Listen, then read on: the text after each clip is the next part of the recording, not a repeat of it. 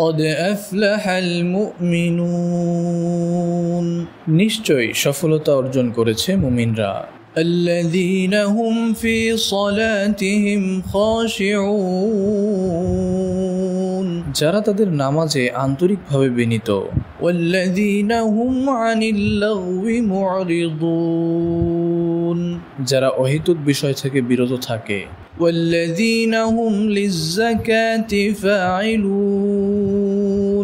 যারা যাকাত সম্পাদনকারী والذين هم لفروجهم حافظون যারা নিজ লজ্জাস্থান সংরক্ষণ করে إلا على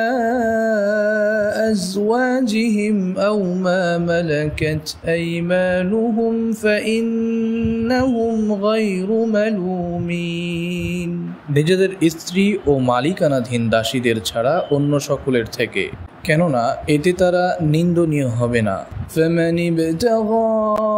وراء ذلك فأولئك هم العادون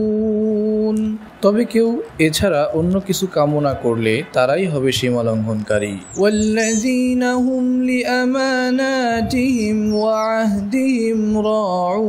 راعون এবং যারা তাদের আমানত ও প্রতিশ্রুতি রক্ষা করে والذين هم على صلواتهم يحافظون এবং যারা নিজেদের নামাজের পরিপূর্ণ রক্ষণাবেক্ষণ করে أولئك هم الوارثون الذين يرثون الفردوس এরাই হলো সেই ওয়ারিস যারা জান্নাতুল ফিরদাউসের মিরাস লাভ করবে الذين يرثون الفردوس هم فيها خالدون